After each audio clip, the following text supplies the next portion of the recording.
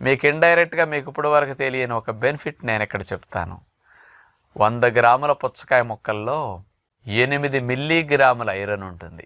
Iron ఎక్కువ ఉన్న number 1 fruit పుచ్చకాయ. పుచ్చకాయలన్నిటికంటే స్పెషల్ ఐరన్ ఎక్కువ. అంటే అసలు ఏ పండ్లల్లో ఒక 40-50 రకాల ఫ్రూట్స్ లిస్ట్ తీస్తే అన్నీ ఇందులో సగానికి సగం తక్కువే ఐరన్ కంటెంట్ ఉంది. రక్తం తయారీకి కావాల్సిన ఐరన్ అనేది పుచ్చకాయల్లో బాగా రిచ్గా ఉంది. ఏ ఫ్రూట్లో లేదు, పుచ్చకాయలో ఉన్నంత ఐరన్ ఎక్కువగా. మనకు కావాల్సింది 28 మిల్లీగ్రాముల ఐరన్ ఒక రోజుకి, మ్యాక్సిమం 30 మిల్లీగ్రాములు. మనం తీసుకునే 400 గ్రాములు 500 గ్రాముల పుచ్చకాయ ముక్కలు అట్లా తిన్నామంటే 400 గ్రాములు వెళ్ళిపోతాయి.